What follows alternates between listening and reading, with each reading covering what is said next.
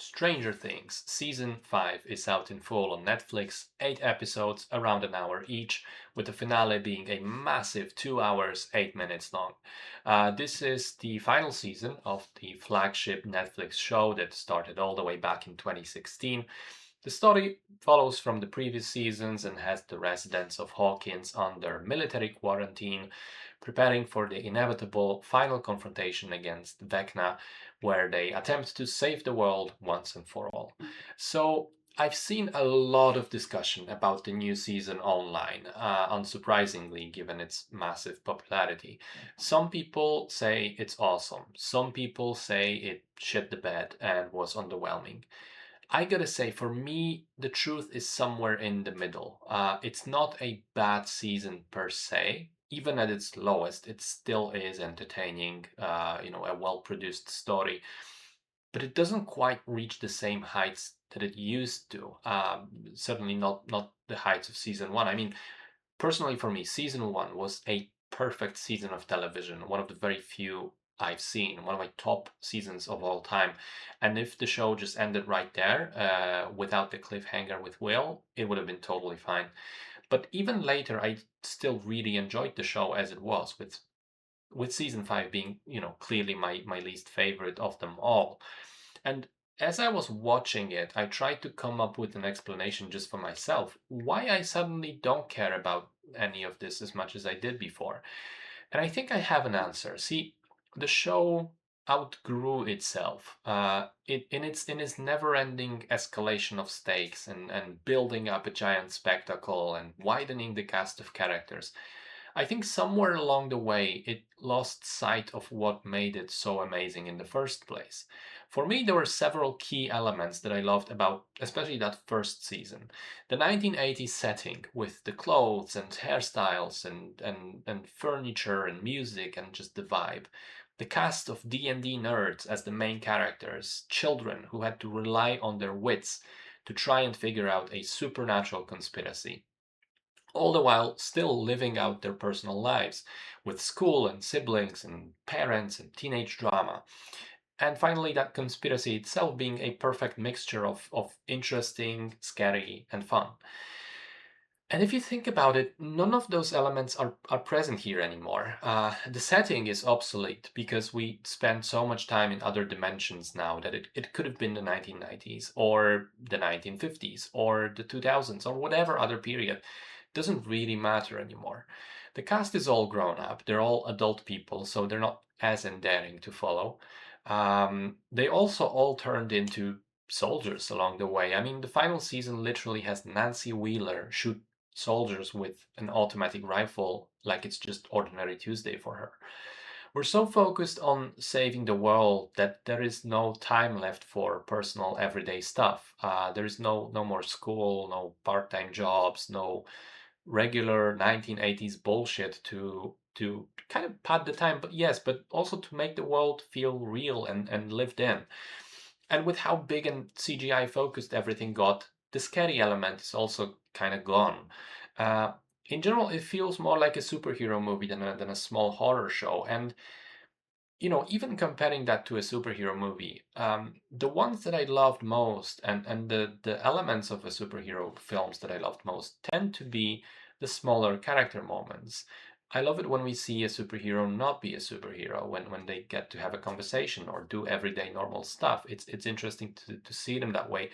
And I think just like with the superhero movies that I dislike, Stranger Things also went too far into just the spectacle.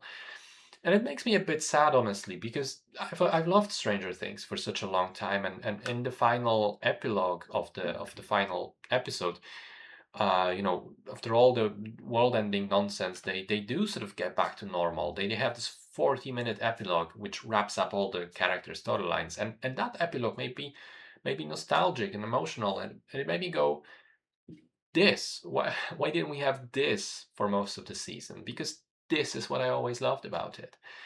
And again, there are flashes of brilliance here and there. There are fun sequences and good humor. Vecna is a cool villain, I think. But then there's also bad CGI, bad green screens. I mean, the scene where Jonathan and Steve climb the tower in one of the first episodes is egregious. The backgrounds are so shit. There's more reliance on computer effects and practical stuff. I think some of the cast have grown up to still be very good actors. Gaten Matarazzo, Caleb McLaughlin, and Sadie Singh especially.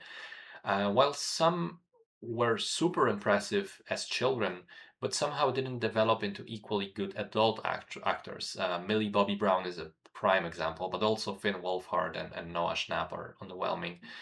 I do think some of the heart-to-heart conversations that are written almost, in the middle of the action feel forced and a bit out of place. The most egregious one being the already memed to death scene with Will coming out as gay. Look, I have nothing against the idea. I think it has been pretty heavily implied before a foundation has been laid. It makes sense, but the way it happens is hysterical. He calls everybody into this room right before they're supposed to leave and hurry up for the big fight, and he spends 10 minutes giving this long, impassioned speech, and I'm like, hold up, some of the people in this room are his best friends. That's great, but some of them he just met today, like the nurse that Robin is dating, or Kali, who is brought back from the depths of forgotten failed ideas from seasons past. And by the way, the actress for Kali is impressively stiff and wooden, completely took me out of her scenes. I do think it's a bit ridiculous in general how large the crew is by the end. They rope in everyone's little sisters, the science teacher, the nurse. Like, holy shit, half the town is now in the gang.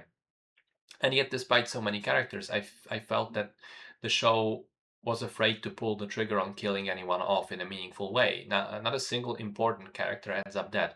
I mean, 11, but I guess, even with her, they pull a Dark Knight Rises at the end, implying that she might actually have made it out alive. Who knows? Anyway, I did get to ranting a little bit, and I guess it is justified. The season has its glaring faults. And by the way, one more. Linda, almost forgot about it because of how bad it is. Linda Hamilton is 100% wasted in this season. She's such a cool actress and she has absolutely nothing interesting to do. Again, to the point that I almost forgot to mention her. So that's very disappointing. So anyway, again, this is all to say that it is the worst season of the entire show for me. But it isn't terrible. Most of it, or a large part of it, is still kind of fun. The characters are great, so the dynamics between them. It was cool to see the story finally resolved. But again, after 4 seasons of the show being very good at worst and perfect at best, it does feel like a massive step down for it to be just okay, because that's where I think it ended up being.